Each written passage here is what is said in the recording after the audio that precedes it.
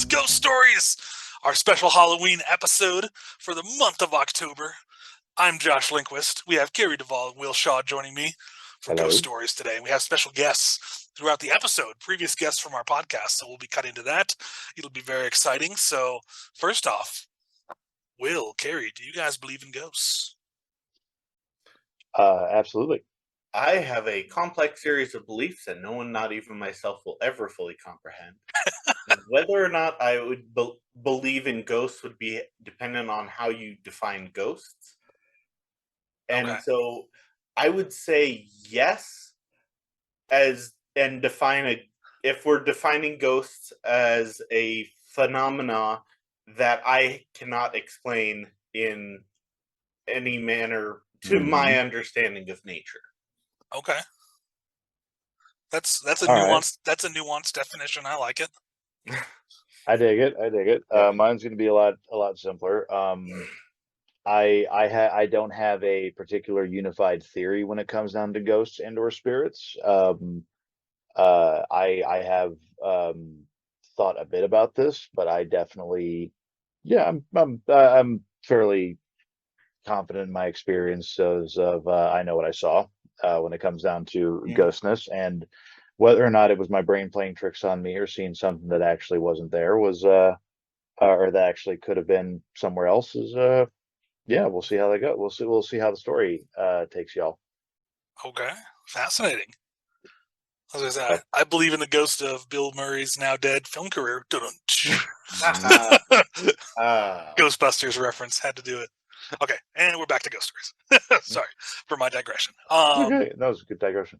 But yeah, so well, let's hear some ghost stories from you guys. I'm fascinated. I'm curious to hear, and then we'll cut to our special guests' ghost stories and our reactions to those, and that'll be our episode. All right, if you guys don't mind, I'll lead off with ghost stories because I do know Will's, and you guys are in for a treat. Um, as I'm not sure if I've told Will mine though. Now I used to I used to have like very vivid dreams as a kid, like straight up night terrors. Like parents would have to hold me down and everything. Like I just wouldn't wake up. Like, but it was kind of it was the opposite of sleep paralysis. It was very much like my body was up and mobile, but I was not in control, and I was variously like conscious of what was going on around me. Very psychedelic. I was seeing things that my brain was like just a mush of whatever was going on around me. It's very psychotropic. Um, and Out of a couple of these experiences, one of them, I was 7 years old, and I actually very vividly remember this. I but was not in control. I got up. I was burning from a fever, or it felt like I was burning from a fever, and I went and shook my parents awake, screaming that I was going to rule the world. And and I've always jokingly referred to that as my possession moment, like because You like got it possessed by Paul Atreides. There will be apparently like a galactic jihad in my name. I just straight up like I went full Dune at 7 years old, like just screaming about how I was going to rule the world. And it's kind of funny when it comes down to that. But like way after I'd gotten over this, still a little bit of sleepwalking and everything. All my siblings did. I rolled up on. I woke up one night and like in at my house in Colorado in the summer, like I was in the one room that like just didn't have insulation. So it was hot. It was hot as fuck. But like the basement was always nice and cool. We had because it was underground. You got that. And so like if it got really hot at night and I couldn't do anything, I would get up and I would go down. I'd take a blanket and I'd sleep on the couch. Okay. And we had just gotten to the house that like I spent most of my childhood in. And I woke up, grabbed the blanket, it's way too hot, going downstairs, and the second I got to the stairwell to go downstairs, I froze because lumbering up the stairs was this silhouette of a very large man. Like my dad was my size, 6'2". It was at least his size, and it was just the vague, shadowy, slightly. It was like looking through something through a thin veneer of water. Whoa. Just lumbering up the stairs, and it very clearly didn't see me the way it was walking. Even though I like couldn't see eyes, couldn't see a face, but I could just tell by its mannerisms that it didn't see me. And then 3/4 of the way up the stairs, it's 3 feet from me, maybe. It looks up at me, and I see just this distinct chin and face, and it's just staring me. And I got the vibe that it was angry that I had surprised it. And Whoa. that was when my sleep paralysis, or my whatever was freezing me in place, broke, and I ran back to my room and closed the door. Wow. Because obviously a hollow core bedroom door is going to protect you from the clearly supernatural spirit. Obviously, it's like a blanket where Absolutely, yeah. under the blanket nothing can touch you. Under the blanket, under the bed, nothing can touch you. Uh, that Man, then I woke up, and then I woke up. My mom, who was always very much a like woo person, when it came down to this, was she was utterly convinced that I'd seen a ghost or something in that house. So just kind of ran with it from there. Wow. That's a good story. So that's my little Huh. ghost story, my little apparition. That is a crazy experience to have, especially Hmm. as a kid when you're trying to like figure out how the world works to just like Hmm. deal with that and try to like fit that into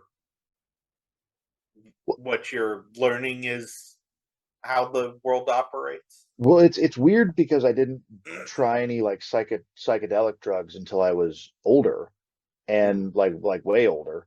And the experiences that I had while taking psilocybin mushrooms um actually very closely mirror the weird visual hallucinations that or the dream states that I would be in when I was a kid. Interesting. It was a really weird thing, because like I've had a couple of different like experience, and it's one of those things where it's like mind expanded, like you get that feeling. But um the thing about taking a decent dose of psychedelics is you do really get that feeling that you've peeked beyond the veil of the matter around you. Wow. And now kind of looking at it with that context, like it's really weird that my dreams up until I was well into my early teens, like very much mirrored that sensation.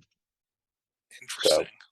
so that's my ghost story. It may not be a ghost story. It might just be I had a whole lot of DMT in my brain as a kid, but you know, I mean, That's a good story, though. I like that. yeah, I think the key thing to the ghost stories is that there is that just there is no direct way to explain that. hmm And so like you're left with just kind of that big unknown there. yep. And it is very much an unknown that I have to deal with right there. You pass that Thanks, down. guys. All right, see you guys at the next one. See All ya. right. Will, I am eager to hear your ghost story. Okay. So my ghost story goes back to, and I have a couple different things. Maybe we'll get into others later, but uh, so what happened to me is this was back in uh, it was late October, early November. I'm gonna say this is like 2010s, 2011, like early 20 teens, Cool. like that time frame. I was living with a roommate at the time who went out with her sister out to a bar, and I was just left at home. And I was at the time living on Colorado Boulevard here in Denver on essentially Colorado Boulevard and 12th Street. Okay. I didn't have a car at the time, and I would ride my bike to work, and I would easily do, 50, 60 miles a week Oh, wow. Okay. on my bike, commuting and just riding around. This was, well before I was fat. Which I'm not as fat as I once was now that I'm starting to get back into shape, but I used to be really skinny. And I was in great shape at the time. And so when I got a call from my roommate, letting me know, hey, she'd been drinking with her sister, and the drinks got away from them, and she's not good driving home right now, and she wanted me to just bike over there and then throw my bike in her car and drive her home. And so I'm like, yeah, bet I'll be there in half an hour. It's not a big deal. Yeah. I'm just gonna hop on my bike and ride down there. Which at the time, any Denverites might be familiar with. The bar they were at is Charlie Brown's over on, I think it's 12th and somewhere downtown.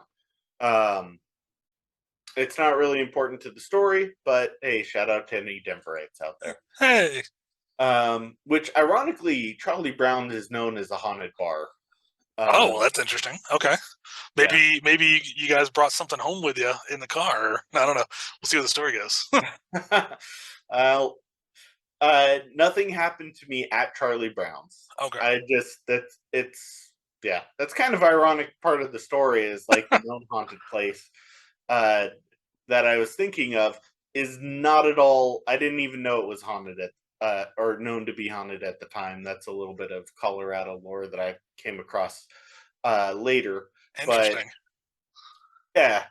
But I'm riding. I hop on my bike, riding up 12th Street because it's basically, and I had checked the map when I initially was going out there, and it's you just ride pretty much. It's just a straight line.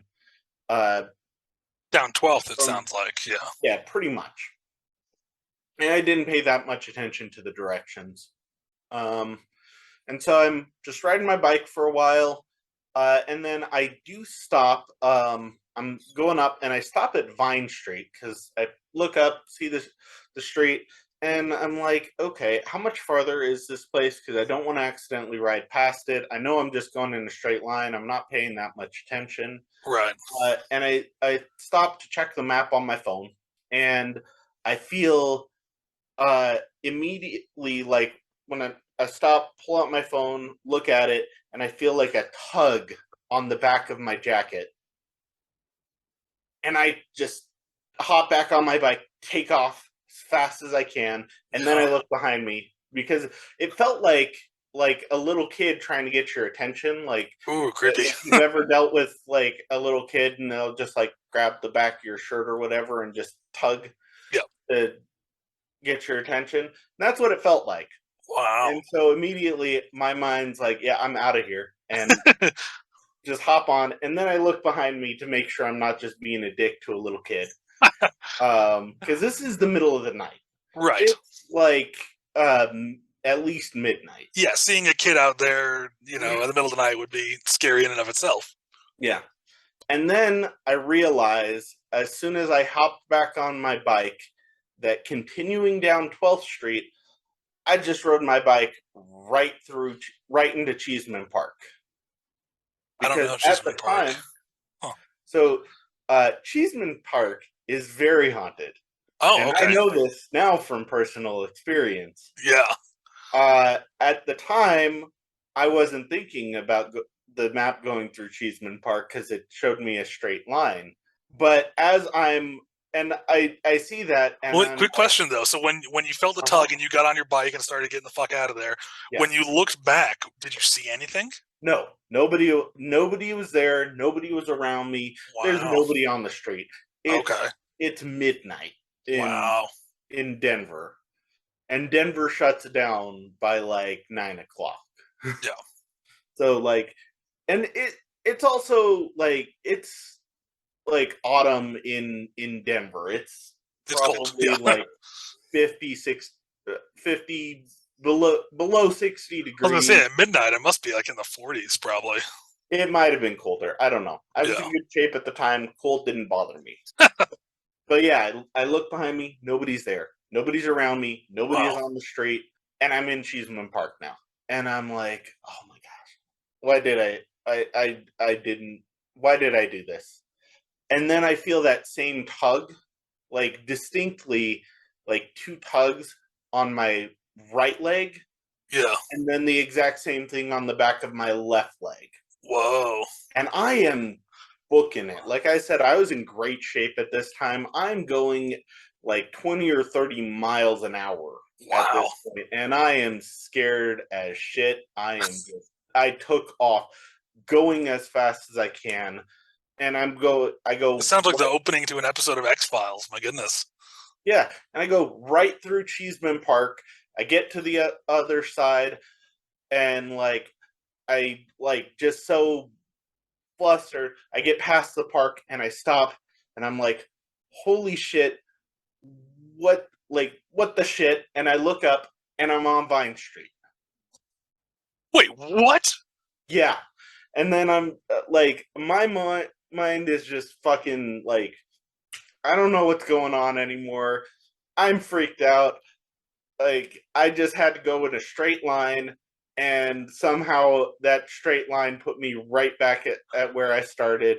And so of course I do the only like same thing that I can do, and I go about 5 blocks over whatever, I no, assume you would have gone probably east if you were getting north away or from the bar. south. Yeah. I don't remember which direction.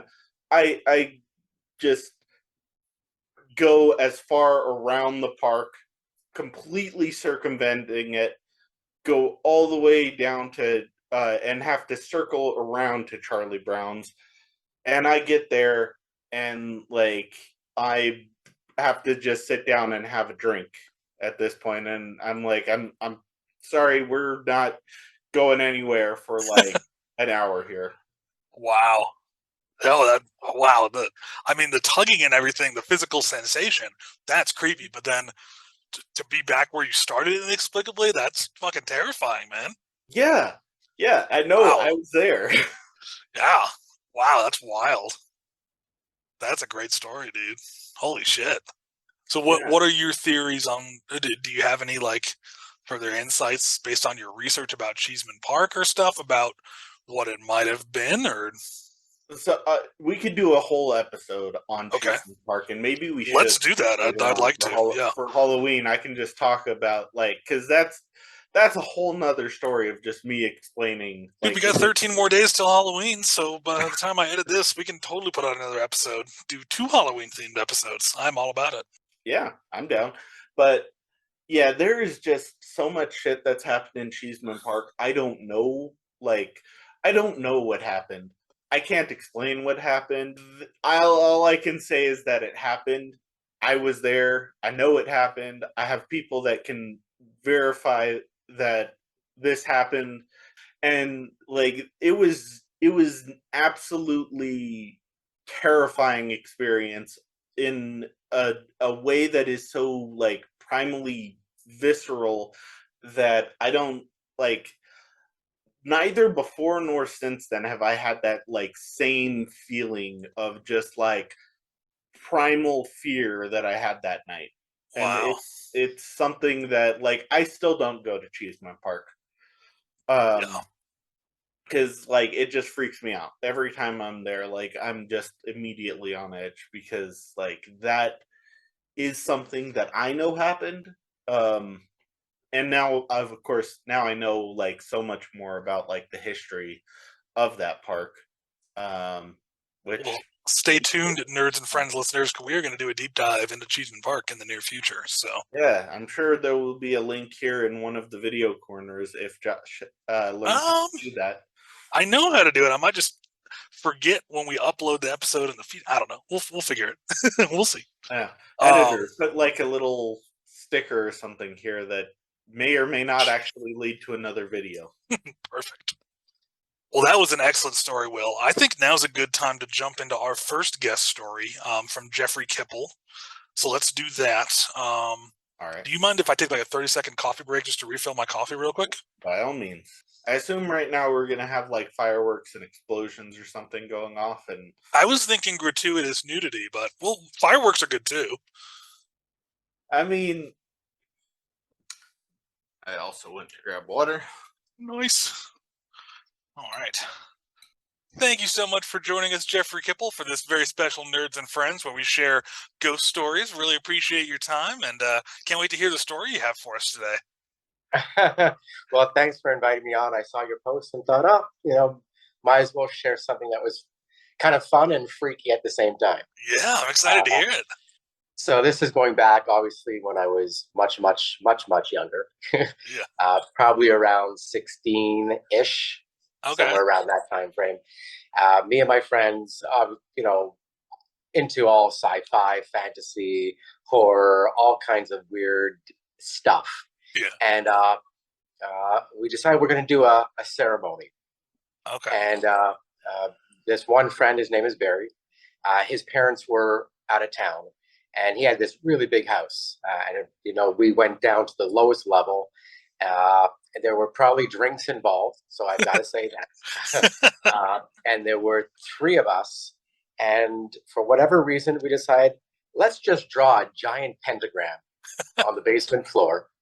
That's the way all good stories start, right? Yeah, why not, right? And then let's take a candle and put it at each tip of the star. Yeah. And then let's just go into it and see what happens. So we did. We put on, probably some cool music, enchanting type music or whatever it was. Again, probably some drinks were involved or something like that. And we had gone in, and it maybe felt like 2 minutes, 3 minutes had passed, but it also felt like we were sitting in there for like 25 minutes, 45 minutes, something like that. Okay. And we just all closed our eyes and just went into whatever meditation we would have thought of at that time at 16 years old, right? Yeah. And for me, I didn't feel anything. For Barry, he didn't feel anything. And we kind of got up and left. And our other friend, Dave, decided he just wants to sit there for longer. So we went upstairs to get something to eat. Dave kept sitting there for a while. And then like 10, 15 minutes later, he runs upstairs, and he had a vision of smashing his girlfriend with like some kind of hammer thing or some kind of image came of like this. Not he was doing it, that he was witnessing this thing happen. Oh, wow. And as he said that, the phone rang, and his girlfriend was in an accident. She was fine, but she had a concussion. Whoa. Whoa, that's weird. So Dave left the house, but before he left, we were now on not the lowest of levels, but the second lowest. I think he had like 4 levels in his house. Okay. We're there, and we all hear like a guitar string like play, and then we all heard, at least we thought, like a chandelier type thing crashing, like the one that he has at his front door. Like we all heard these sounds. We all ran up, and everything was fine. So after a few minutes of going, whoa, Dave left to go to the hospital. Barry went upstairs, and when Barry left the room, I felt like this rush of something like go as if it went through me. Whoa. And then Barry felt the same thing like 10 seconds later. And we both looked at each other like, did you feel that? And that's when we decided, let's leave the house. Yeah, good call. Wow. Dave said he never made it to the hospital, that he had spent about an hour and a half running and going through the streets trying to get away from something that he felt was following him. Whoa. Wow. Later, Barry went back to his place and erased the pentagram and all that kind of stuff. But that was when I went back home later, I still felt like something really weird happened. I don't know what it was. It wasn't like a scary weird, but it was weird. And whatever words we said or enchantments we said when we entered into the pentagram. It's more knowing what we know now. You have to be careful with that kind of stuff because there's very weird things that could happen. Yeah. Wow, that is fascinating. That's a really good story, man. Thank you. Yeah. Hasn't made it into any of the books yet, and it might now that we've shared it. Yeah. Well, thank you so much for contributing a spooky story to Nerds and Friends. That was a really good one, man. That's awesome. Thank you to Jeffrey Kippel, our friend, for coming on the podcast and sharing that with us. But Will, what are your thoughts on that? That's my second time hearing that story. It's a pretty wild one, you know? Yeah, that's like the immediate thing that stood out to me is as soon as they said that, okay, we're going to start doing a ceremony. We're going to draw this pentagram. We're lighting candles, and like he gets to where like we're just leaving the room. I'm like, okay, so you didn't finish a ritual. You didn't put any end. You didn't bookend this ceremony. You didn't clean up. You didn't change anything. Yeah, I never would have thought of that you need to have a beginning and end to a ritual. I never would have thought of that. Well, yeah, if you're gonna open a door to something, and like that's just magic 101. If you're opening a door, make sure that you shut the door. That makes sense. Always say goodbye at the end of your Ouija board game.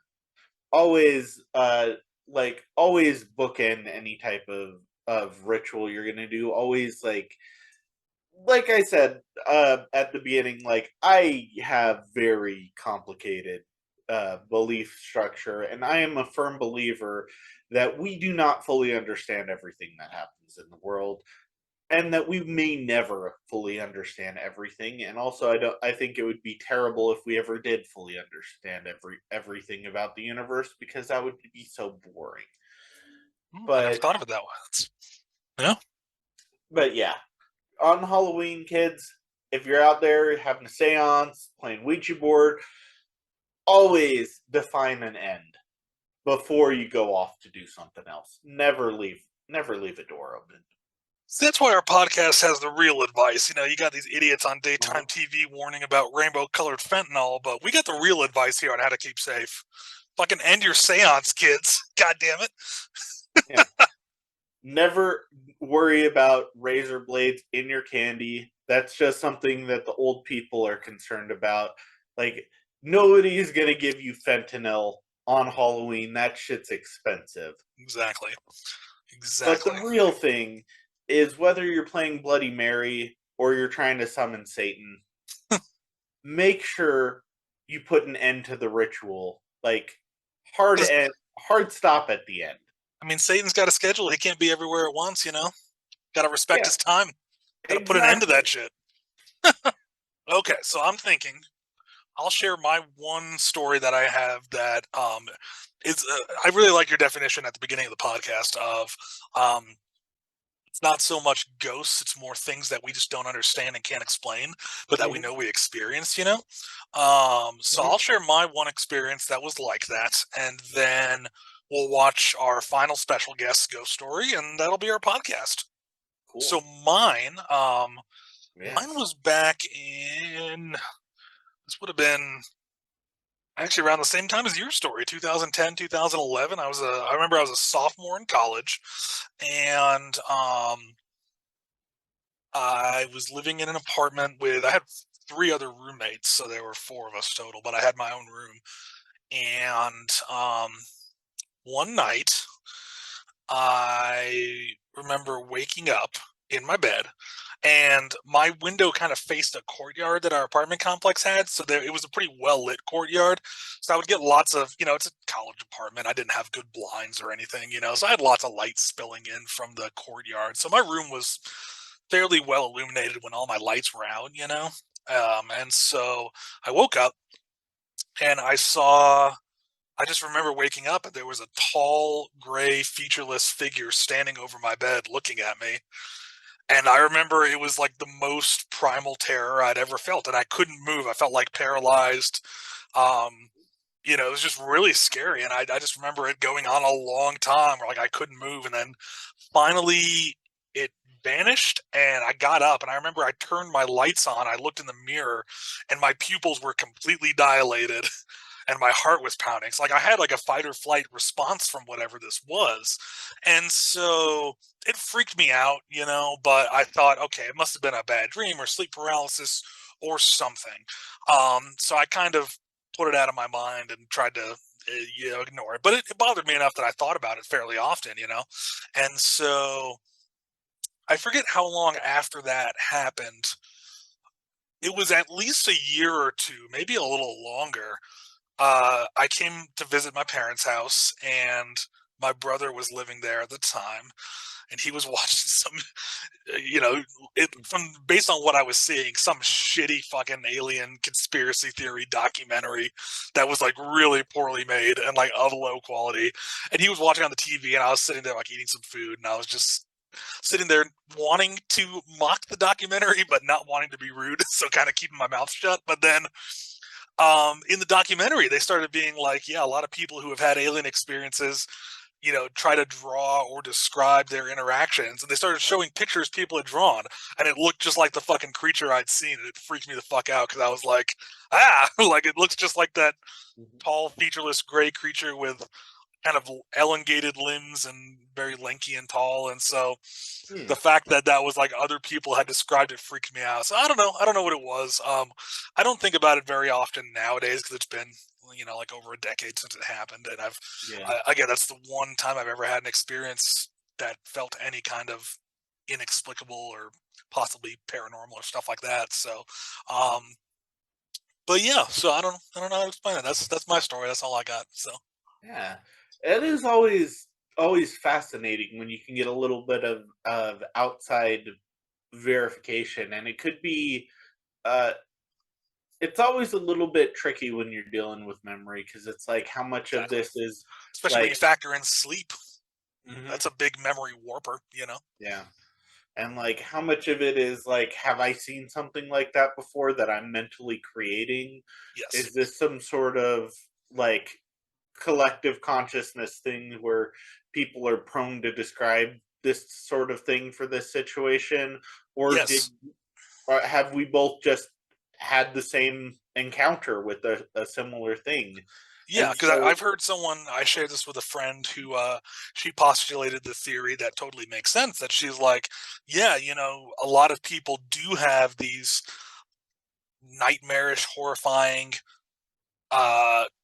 ideas of an encounter with a featureless humanoid being, and the reason isn't that you actually encountered that; it's that humans rely on facial features so much for communication that it's just a primal, ancient fear of our brain is encountering a humanoid without those features is a scary thing. So I was like, that's a totally valid theory too. But I will say one other thing, just to add a little element of mystery to it. Growing up, me and my family, we didn't travel too much, but we would visit relatives in other parts of the country. So I by the time I was an adult, I'd flown at least a dozen times, if not more, at airports, And when I was in college, I didn't really fly much, but ever since that experience, whenever I've flown, I'll be wearing sweats and a t-shirt, empty my pockets going through the metal detector, and I think just about every time I've gone through a metal detector at an airport, they think I have an ankle holster on my left ankle. They detect metal, and then they search me. I always get searched at the metal detector, and they're like, "You don't have anything," and they're like, "Well, we're detecting." Like they'll do the wand. They detect metal in my left shin also, but I've never had surgery down there or anything. So I remember I was in California getting like a medical massage for my back for lower back injury, and my massage therapist Londi, who's awesome, she's really cool, but she's super into conspiracy theories. But she asked like, "Do you have any surgeries or anything?" And I said I've had my tonsils and adenoids out. That's the only surgery I've ever had. And but then I thought of this story, so I mentioned it, and she was like, "Oh man," she's like, "I got a specialist you got to see up in like Glendale who deals with like aliens embedding weird metal in people's bodies." And I was like, "I'm okay, thank you though." But so I don't know. So that's always been an interesting thing. So yeah, Oh, that is interesting because, like, Yeah. you're also like, was this before or after? So this would have been before you went into the military. I was in ROTC at the time in Yeah. college. Yeah. So. And so, like, if you did have a medical history, like, that would have come up during, like, Oh, your absolutely. military physicals. Oh yeah, no, my DOD for when I went, because when I went into ROTC, I was contracted my freshman year, so I had to go through all the paperwork and the medical review actually before I even started college, just to get accepted and get the scholarship and everything. So um, I had to get 3 waivers. This is a funny digression. I had to get 3 waivers for the military, which 1 waiver is uncommon, but it happens. But 3 is like fucking unheard of. So I had to get one for my food allergies. Mhm. And to get that waiver, I had to actually go to a hospital, and they fed me what I'm allergic to until I went into anaphylaxis, and they timed me. And you have to survive a certain amount of time. It was like 28 minutes and 31 seconds, the average medevac airlift time. And then once you make it to that time, you tap out, and they pump your stomach and stint your throat open and hit you with antihistamines and an IV and pull you back. But I had to sign a waiver that, like, there's a chance you could die during this experiment. Like, do you consent? And dumb 18-year-old me was like, yeah, sure. So anyway, I got a waiver for that. I had to get a waiver for skin eczema because I had that a lot growing up, and so I had to get like a dermatologist saying, um, you know, yeah, it won't affect his military service. So that was my second waiver, and then my third waiver, which is the funny one. So for part of my life, a lot of the doctors I saw had not yet switched to digital. So what happened was when I was younger, I guess some doctor's office that I'd seen for, like, I don't know, routine checkups or something, they switched to digital at some point when I was in high school, and they accidentally merged my files with another patient's. So when the military did their deep dive into my medical history, I had a bunch of mammograms on there that obviously weren't mine. So I had to get a waiver for having mammograms on my medical record. So that's in my military file. Yeah, I had to have a military certified doctor confirm that I do not have breasts before I commissioned in the military. So yeah, gotta Okay. love Dodmerp. Yeah. Yeah. Well, I guess Well, that's the thing. that's a great But place to pivot to our final ghost story guest, who is also prior military, our friend Michael Camarillo from the podcast. So let me pull up oh, his ghost story, and we'll go from there. Thank you so much for joining us, Michael Camarillo, amazing author and host of amazing interviews that I very much enjoy doing. Thanks for contributing to the Nerds and Friends Ghost Stories episode. Oh yeah, thanks for having me, Josh. Of course. Well, so tell us your story. I know it's about I know it's ghost stories is a very broad range. Just we're dealing with the things that are strange and Halloweeny, and so I want to hear about the time you said you almost died in a car accident. That sounds really intriguing. Yeah, so first PSA, don't text and drive. That was the biggest, there. That's why I rolled my truck. I had a 4x4 Dodge truck from Texas, and I rolled that thing 3 times, and Oh gosh. luckily came out of it with just a hand injury. But I had quite the surreal experience.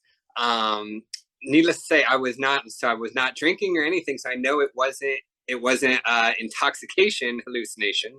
Yeah. I know there was high adrenaline and all this craziness going on, but so what I remember from this experience, I remember looking at my phone. I did the texting thing. I ran into a barricade and boom, I rolled the truck. I don't remember, like, I think they said I didn't have a concussion, but I did black out for a second. And I came to with the truck skidding, my face on the floor, on the like windshield. I was seatbelt. I came out of my seatbelt somehow, luckily, because the top of my truck collapsed all the way in. So I was like face first on my windshield as it was sliding to a stop.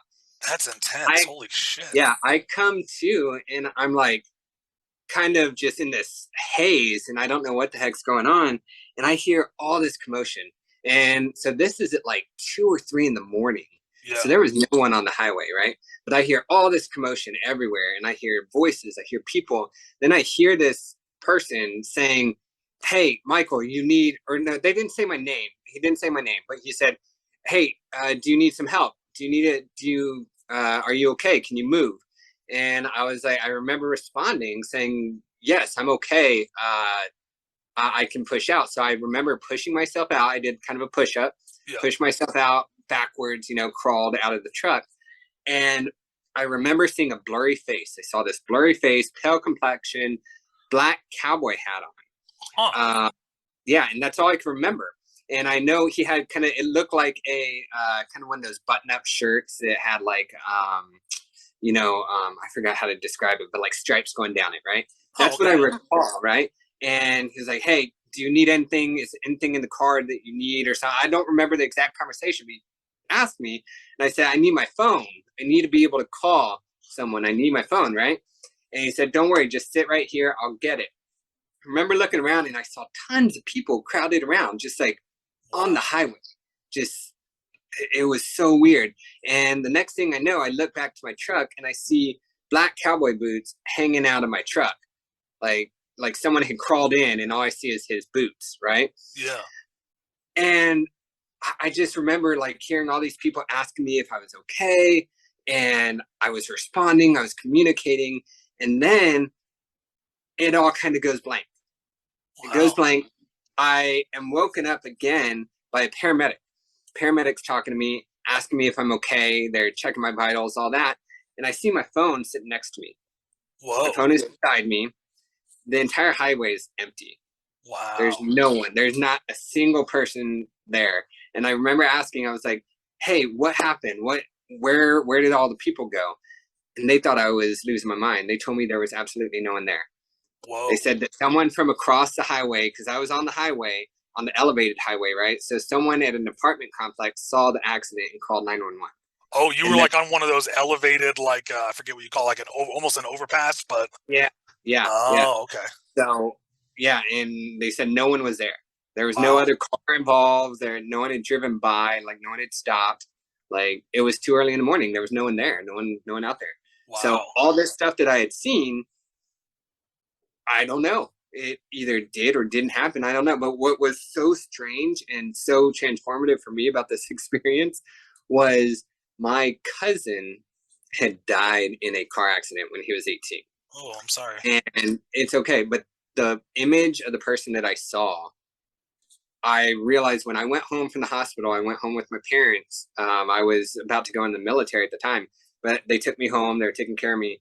And I see the picture of my cousin right next to my mom's room. And it was my cousin in that black hat, that same shirt, pale complexion. And I asked her, like, he had black cowboy boots, didn't he? And she said, yeah. What? So wow. trippy. Yeah, so I don't know. I don't know what was going through my head when this happened, but that is what I saw. And till the day I die, I will remember it very vividly. That's powerful. Whoa. Yeah, so wow.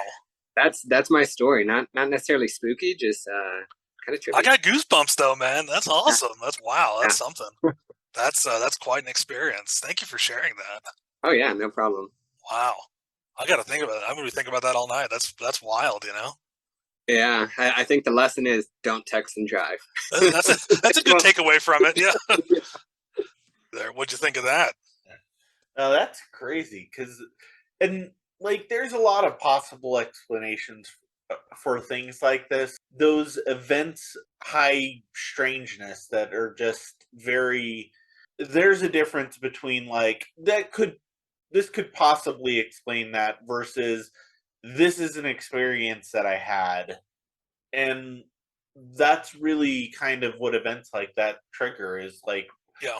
They mean something to you. Like he told me after the interview, I didn't catch it on camera, but he said that, his cousin who had passed away in a car accident, after that experience, he actually ended up naming one of his kids after that cousin. Like that's how much it meant to him. So yeah, these experiences, regardless of how we can explain them, really do impact people, you know? Yeah, and I think that's kind of the big thing with these. There is no way to know for certain if something did or didn't happen with any of these stories. There's no way for us to see exactly what occurred at any time in the past, or really the way that human brains work. Memory is an imperfect thing, so there's no way to even know if you remember something correctly. But regardless of what happened, like there is an effect there that these events have on all of us that go through them. Yeah, absolutely. It's wild stuff, man. Yeah. No, I remember I was talking to someone one time, and I forget exactly how they worded it, but they basically said the way your brain processes your senses, that's your reality. There's no objective truth to the world. We're really living in an isolated little organ that is just Yeah. reading inputs, and if those inputs get back, I think we were talking about someone in his life who had like advanced schizophrenia or something. Mm-hmm. And he was talking about how she lives in a totally different reality that's completely unhinged from ours, and that's how we kind of pivoted to just talking about memory as a whole. But it's yeah, it's a really fascinating discussion for sure. Yeah, and I know I've said similar things before where literally reality is perception. Like the way that we perceive the universe is, whether or not it's entirely accurate, it's what we have to live with.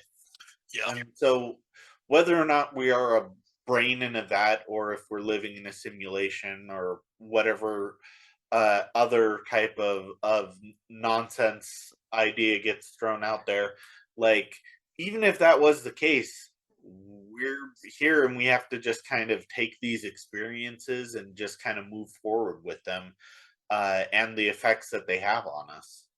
I 100% agree. It's a fascinating thought, but also kind of a disturbing one that I don't want to linger on too much because it just trips me out. Yeah, I can understand. Well, Will, this has been an excellent Nerds and Friends Ghost Stories episode. I think we need to do this yearly as an October tradition. Oh yeah, And for sure. I have other stories too. ooh, well, I look forward to hearing those too. But yeah, for everyone listening, in the comments, share your ghost stories with us. We'd love to hear them. And if they're good enough, might even have you on the podcast to talk more in depth about it. So let us know. Yeah. Yeah, if we get enough of a response, we can try to do like a viewer horror story here. Yes. Maybe on Halloween or something. That would be awesome. That would be very cool. So like, subscribe, and comment, everyone. This has been Nerds with Friends, the spooky edition. Goodbye, friends.